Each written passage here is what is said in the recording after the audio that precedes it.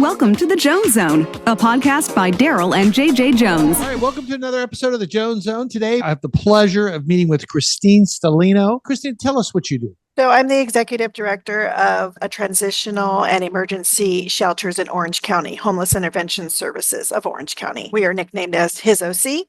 So, and we do everything and all things related to underserved, underprivileged, and unhoused families with school-aged children, transitional aged youth from 18 to 24, and seniors 55 and up. These are all self-sufficiency programs, so they're different than shelters, and they're different than, what is advertised out there as shelters. These are programs. So again, these are self-sufficiency programs that take a different approach, that wraparound approach, tackling the problem for long-term solutions as opposed to just Band-Aids. So again, we're empowering people to work for themselves, and then while we're helping them with guidance and, to eliminate barriers that they face. We met at a working group, and Yes. you of course, were talking about what you did, and I thought it was just absolutely so important and nice. And it would be great to have you on the show just to help out whenever you hear of homelessness, not to mention really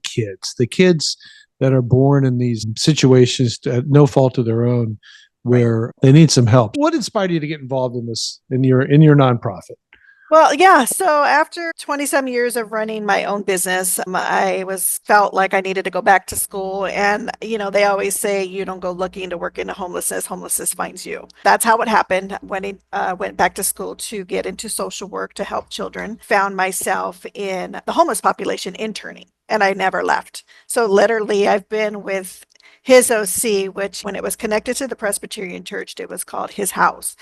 And so I started there as an intern, and I never left. And I've worked my way up through all channels and everything homelessness within that organization to the ED.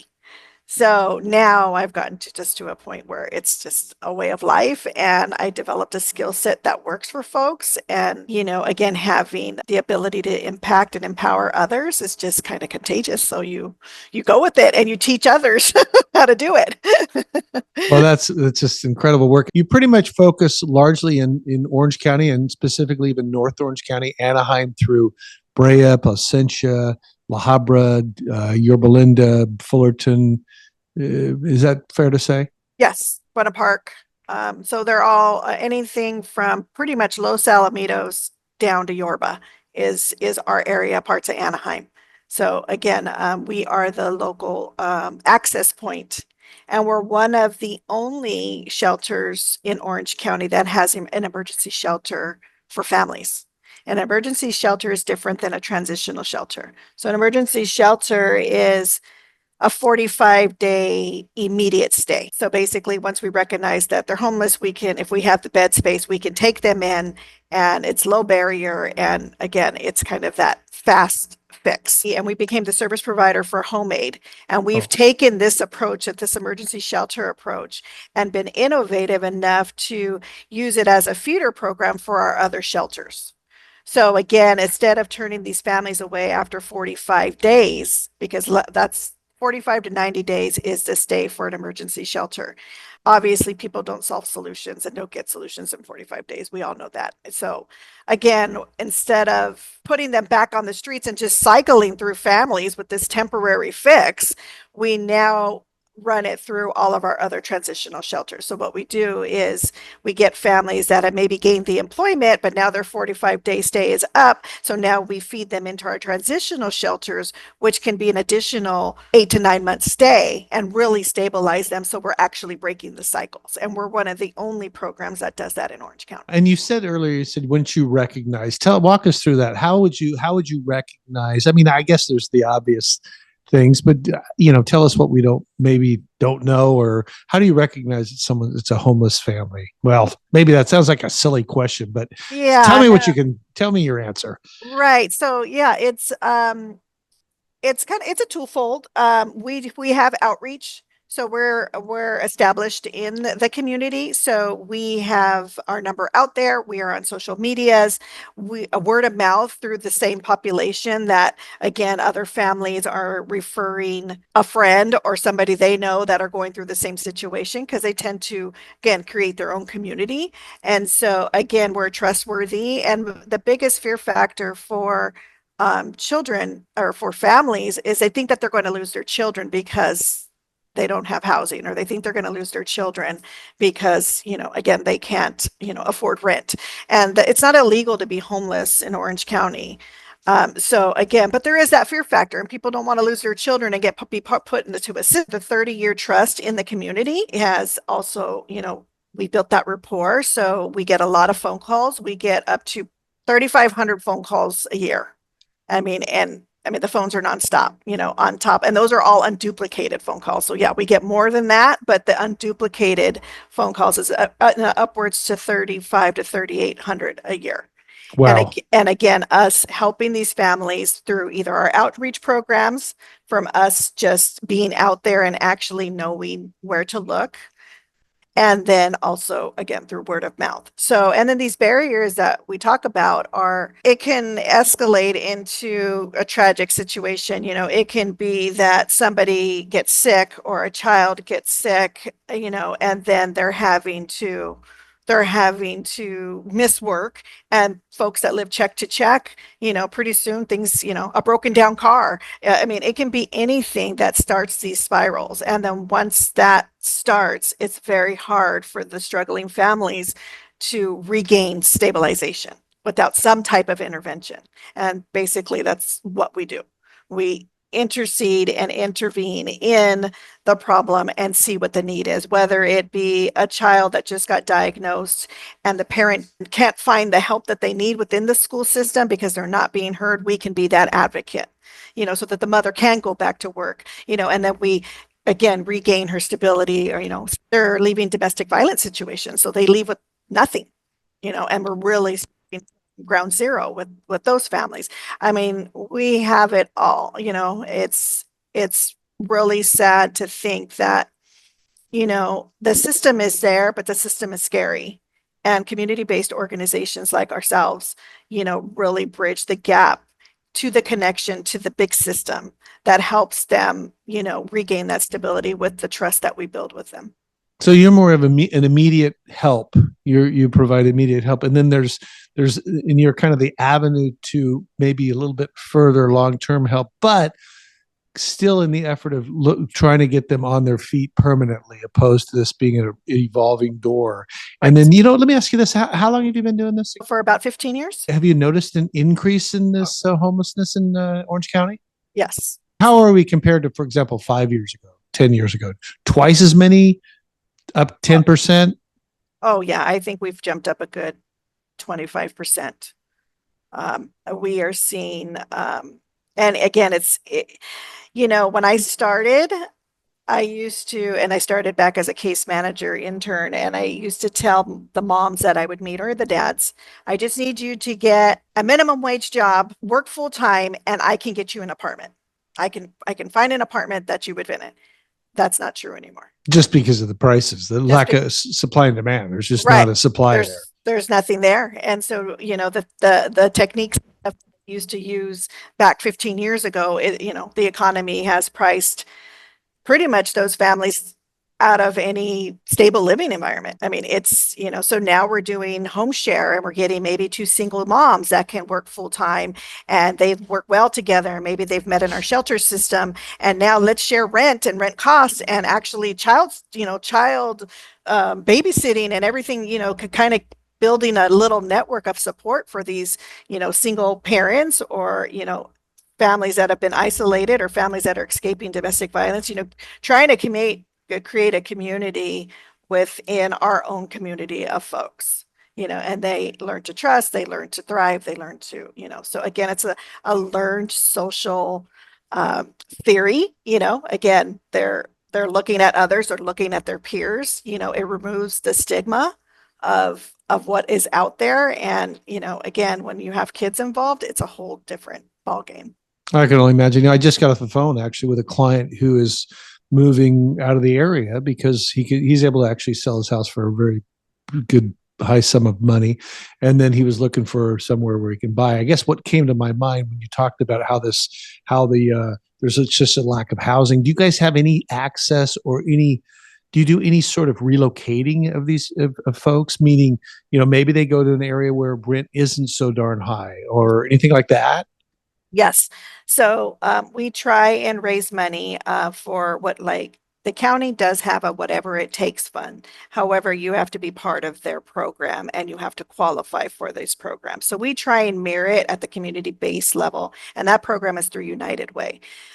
We try and mirror that same thing within our own organization because, yes, we do get those families like, well, if I could just move back to Texas, I have my sister that lives there and I can do X, Y, and Z, but I can't get to Texas. So if we can get the funds and send her home to Texas with her children, we're going to do it. So it's like that whatever it takes approach. And again, we verify through all of our steps and all of our assessments that we have, but we verify what's the best solution for the family and what would help so that the money isn't done in vain, and again it's done responsibly. You talked about you vet them or you go through your steps. What's that process look like? So we have a really unique intake system, and we ask a lot of background questions. We ask for references. We ask for folks to come in for an interview because we really like to build that rapport face to face with folks. Again, if it's the monetary solutions, we ask them for their bank statements so we can actually see what we're working with. We ask for credit reports. Again, linkages to family and locations and addresses, so we really do our due diligence to make sure that what we're spending or what we're doing for the family is the right solution. Because they can, anybody can say, this is what I need, but maybe they need the guidance or maybe they don't have the insight that we have, and the programming and, again, the linkages to referrals and other community-based places that maybe can do better for them, or this would be a better option. So we really try in our organization, we case conference once a week. Everybody carries their caseloads. Everybody brings them to the front. We talk about barriers, we talk about solutions, we talk about what's working, what's not working. So we stay very well versed in what's happening in the bigger system and what are we doing with families. You mentioned everybody. How big is the organization? So I'm pretty proud to say I've took over about a year and a half ago, and I have grown the organization by almost 200%. I started with 6 employees. 6 employees, 2 shelters, and in the year and a half, we now have 4 shelters, an outreach program, and 53 employees. Oh, all right. And everybody carries about a 30-person caseload or a 30 family, depending if it's a transitional aged youth or a senior, that would be an individual or the family caseload. So again, everybody's carried about a ratio of 1 to 3.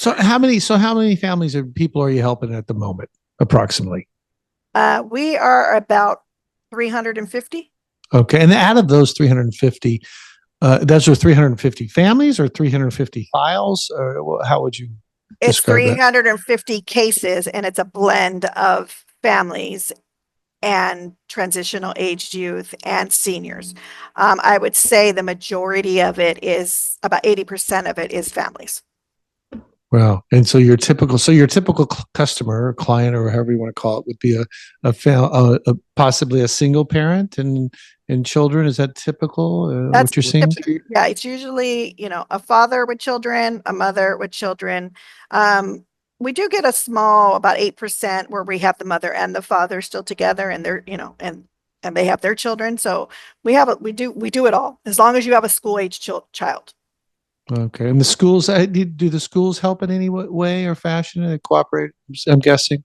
Yes, they do. There's homeless liaisons at most of our schools in Orange County. And so they will help with the kids support as far as they do raise funds for shoes and clothes and, that types of stuff and making sure that they have all their school care. And then we handle the parent side. But we usually work pretty closely. So what we can't get for them, we usually can talk to the school district to help, satisfy some of the needs of the family.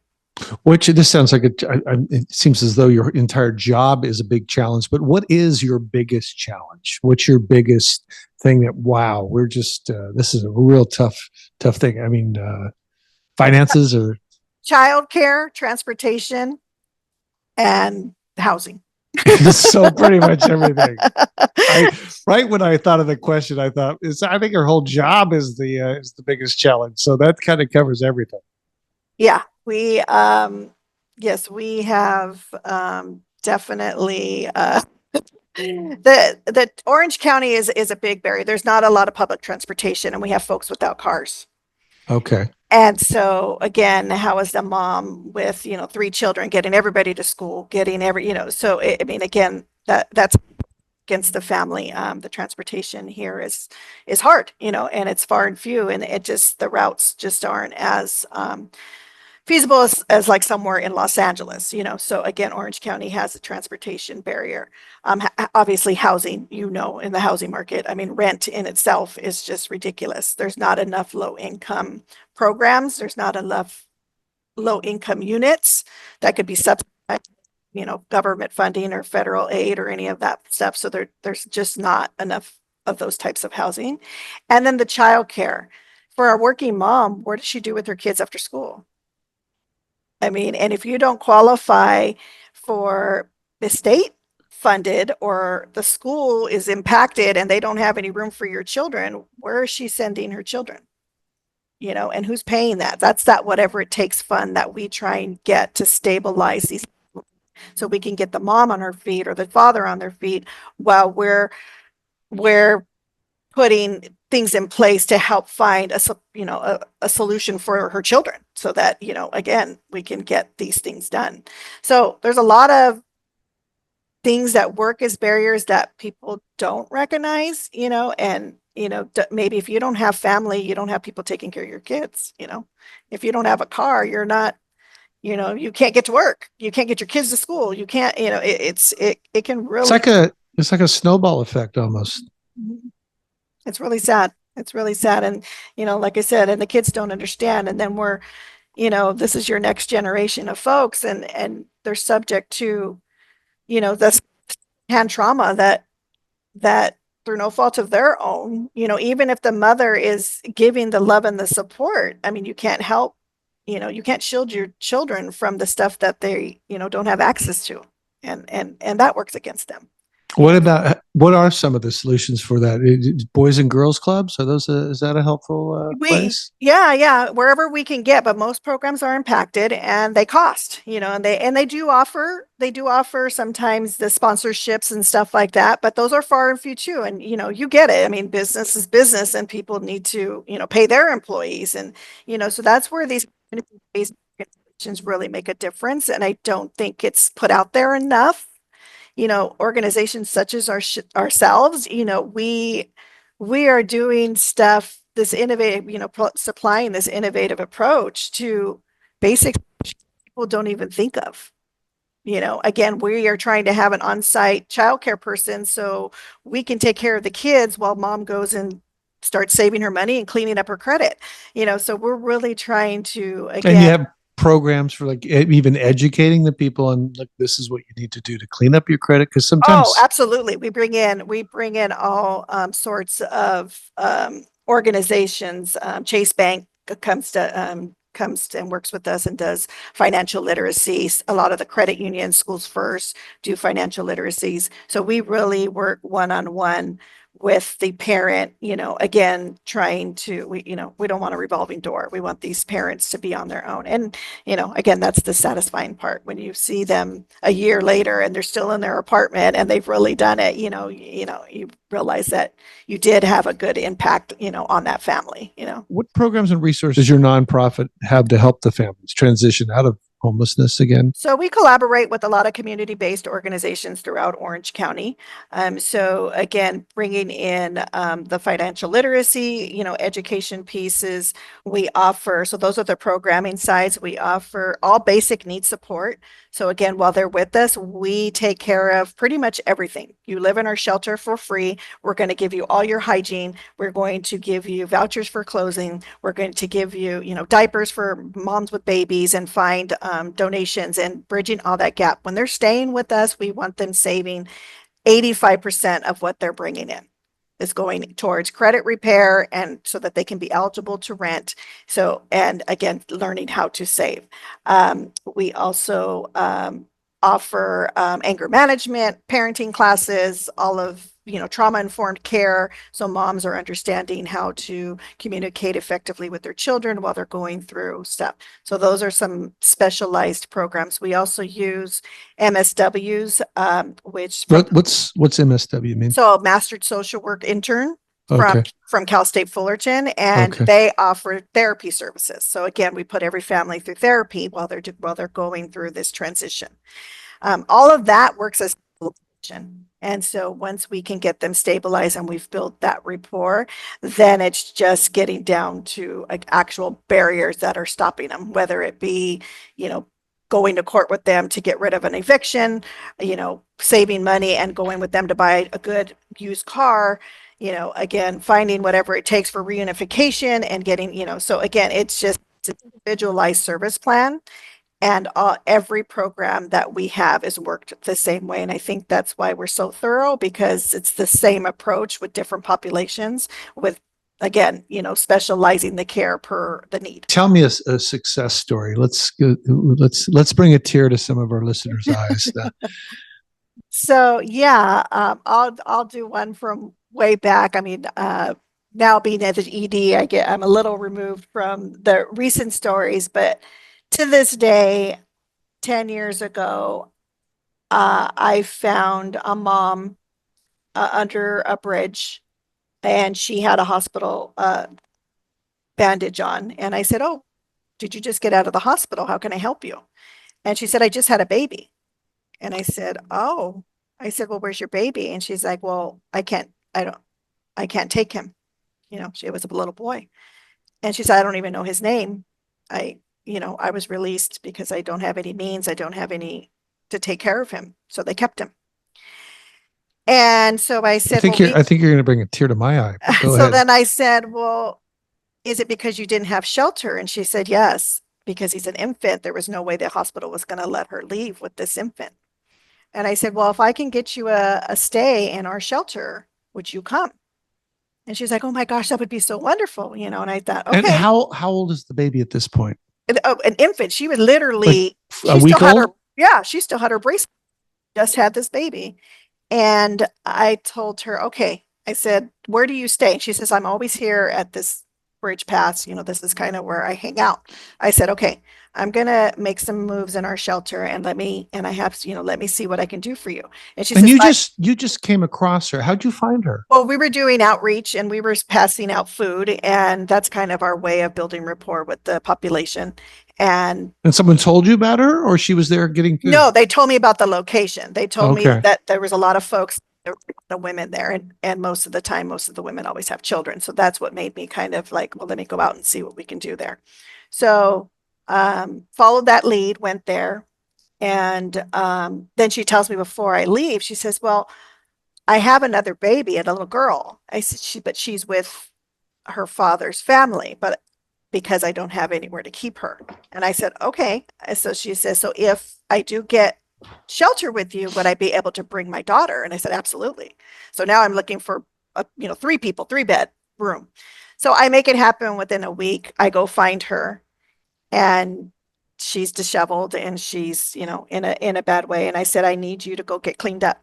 I'm going to give you some money. I need you to go get your hair washed, go get, we're going to move you." Let's get specific. Where would someone like that go and get her hair washed? Does she go to I can't even think of a place. That's why I'm asking the question. She went to like a Supercuts, kind of a knockoff chain.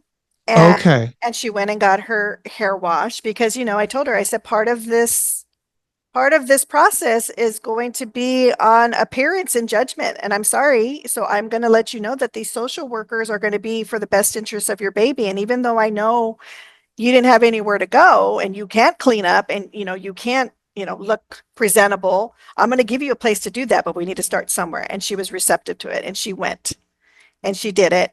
And she showed up. I didn't even recognize her. I said, "Be at the shelter at 3:00. She knocked on the door at the shelter. I did not even recognize her. She went and got her hair done. She cleaned up. I mean, she went and used the vouchers I gave her to get clothes. She went and cleaned up and she looked beautiful. And so we took her in and we started her process of her getting her baby. She worked through all her classes that, the county makes her do. She was not an addict, so she was just didn't have anywhere to be, so there wasn't a drug issue. She didn't have a car, so I suggested she walk, which was really close to our shelter at the time, walk to Pollo Loco and get a job there. And she did, and she got a full-time job there, working the off hours around her thing. Within 3 months, she was having visitations with her baby. She got her daughter back right away because the father's family trusted her and came out to see that she had a stable place for her daughter to live. We enrolled her in preschool. With 6 months, she had her son. And the sad thing was his birth certificate, they didn't even name him because they just took him. So she never signed any paperwork, like they just took him away from her. And that's kind of the system that a little bit works against, these moms. And so she got her son back and we put his name on the birth certificate and we redid all her paperwork. And to this day, she lives in Irvine in a low income apartment. We found her. There's The best city. I mean, that's one of the most expensive cities in Orange County. She ended up getting a low income. They do have some low income apartments in Irvine. There's certain sections, and we did our homework and we got her there. And I'm happy to say she's our employee. Oh, I ended up hiring her. Gosh, this is, how many years later, to work in our emergency shelter. So she works part-time at Disneyland and she works part-time with us, and she still has her children and she's still in her apartment. And yeah. Well, see, one of the reasons I also wanted to have you on the show is when you talk about the kids. I may have said this earlier, but reuniting the children with their parents, and I was just thinking about that because I've read so much about how important it is, especially right when they're born. Kids are born, babies are born. How the closeness. So, I'm guessing that oftentimes there could be some sort of counseling that's necessary. How do they go about with these kids? Because I know that's a pretty traumatic experience when you're a week old, 2 weeks old, you don't see your folks for weeks or months or whatever. How does that look? The county does have a good system with that kind of support when they do the reunification. And so they do a wraparound approach and put the family in therapy, which really works well, and the children. So once you get the county involved on the reunification side, there's lots of support for them. What's hard and where there's not support is when the family is going through hardship, they're losing, that snowball effect is happening, and there's no support because they're really not doing anything wrong and there's nothing against the law, but they're actually going through a lot of trauma and the kids are experiencing it secondhand. And, again, it's affecting their schooling and their stabilization and their foundation. And that's where it gets really tricky. How can local community business individuals help support your mission? Tell us a little bit what we can do. So yeah, I'm just like I said when I met you, I'm really looking for that vested community that, is interested in this approach. We need to remove the stigma from homelessness. And I understand that, the visible eye and what we see, can be discouraging, but if I can help with explaining that we have 360 families that are experiencing homelessness and there's no addiction. We wouldn't treat a family with addiction. That's a whole nother process. Because it could be just an illness, a job breaking down, like you mentioned. There's such a number of factors that are just beyond people's control. Right. And they don't qualify. They make too much to be on the system. It's a double-edged sword. And with the economy and just everything involved, and then supporting children, and it just starts this vicious cycle that folks can't get out of. And like I said, through no fault of their own. And if they could just, they rely on community-based orgs like us, and to get the word out there that there is organizations that are solving problems, and I understand it's a big county problem and we can go county, state, it exists. And don't get me wrong, there's mental illness and all of those things, but there is a whole, and I've said this, I think, to our mutual friend, David, there's a whole like invisible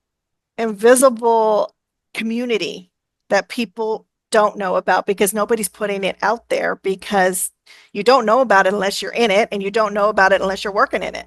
And, so if I could do anything is, there is people in need, and community-based organizations like us, need those vested stakeholders, need those donors so that we can bridge those gaps, assess those families, and get them on the path to sustainability. There's a lot to give. Folks have things to give. There's, everything makes a difference. And again, just getting that type of support and that kind of word out there, and removing the stigma from these underserved and unhoused families, that it's their fault, or it's because of drugs, or it's because, no, it just takes one thing to happen. I And was going to ask you what are some of the misconceptions, but I think you've just answered it. yeah, That all these people are either mentally ill, which is also not their fault, but are drug addictions, and that could be potentially their fault. So there's just that middle ground area that people aren't paying attention to. What, like you mentioned, where they make enough but not enough, and then when boom, one little family tragedy or something happens, it just spirals out of control. I had a single dad lose his apartment because he worked in Irvine at the Amazon Center, and his car broke down, and there was no bus that could get him there. And he was already living check to check, and he had a teenage daughter in high school, and that just started it, and that was it. And then it just spiraled from there. And then pretty soon you have an eviction, and now you're too far in debt, and it's just, and now your credit's ruined and nobody will rent to you. So it's just starts this cycle of dysfunction that, organizations like ours, bridge the gap. But, we're doing more than a Band-Aid. We're a program. We're teaching. We're educating. We are continued support, and our recidivism rate is great. I mean, 85% of our people sustain. And there's, Wow. that small pocket, where that don't sustain, then maybe it's, again, another barrier that we missed, or, but again, they usually come back. They usually come back and they're asking for the support. So it's not like, they fall back into it and then just get spiraled again. They know the steps, and they come back to us and say, okay, this is what happened, So it's definitely a process. It's a community. It's again, experienced. And I think that, again, we just need the community, and communities like, our surrounding communities, Yorba, Placentia, Brea, La Habra, businesses that, can support this, Well, on that note, tell me the name of your company again, the nonprofit. Homeless Intervention Services of Orange County. Homeless Intervention Services in Orange County. How can they reach? How can they help you? Would they go to your website? Would they go to an email, phone number? Yes. Tell us what to do. There's a few things. Yes, you can go to our website, hisoc.org. And HIS, the word his, dash oc.org. .org. Okay. There's a donate button there, and you can be specific, so again, we will follow the rules of the donor. So if you're saying, I only want this used for school days children's, I only want this used for rent, I only, whatever it is that you are passionate about, we will follow the lead of the donation. That's huge. That seems like a pretty good way to do it. Yeah, because that way people are feeling, again, if they're super passionate about something, I will follow the lead of what they're passionate about and make it happen for, again, their donation. We have an Orange County fundraiser. It's called Help Them Home. It's an online platform, and there will be a link in our website, and it's one day of giving in April. And this is for general operations of our organization. And everybody in Orange County does it. We all get together and just have a huge, and take advantage of the countywide advertisement of donate to us today. And again, every organization has their specialties, but ours, again, is, the families, children, and transitional age youth and seniors. So again, there's the online platform that'll happen in April. It's called Help Them Home. And then in May, we are doing a Message in a Bottle gala in Fullerton. And This is a fundraiser we're and this talking is about? also, yeah, this is also a fundraiser, and I'm looking for sponsorships. I'm looking for interested stakeholders. I mean, again, it'll be a night of transparency. We will put out our data. We will show real life stories. We will show you the success stories. We will, identify our barriers, so folks really know what we do. They would get to meet staff. They would get to meet myself, again, and just building those community relationships so that we can get the support that we need to continue to run. Because as you know, I mean, it's, we can go on grants and we can get, seek federal funding, but for community-based nonprofits, there's a constant need and the need is growing. Like I said, I mean, last year's, and I'm sure this year when they do the count, it's going to be even higher. Christine, wow, you're just doing some special work. It must be very rewarding when it's done properly, I'm guessing, and possibly even heartbreaking at times. But thank you for doing this, and everybody or anybody, please help contribute. I think it's what a great program and great thing you're doing. And we're going to put links up to so they can hopefully get directly to your webpage and make those donations. And I really appreciate you sharing what you're doing for the community, and thank you so much for coming on the show. We're signing off now, everybody. Help out Christine and her great job that she's doing for our people here in Orange County, and take care. Stay tuned for another show. Thank you, Christine. Thank you.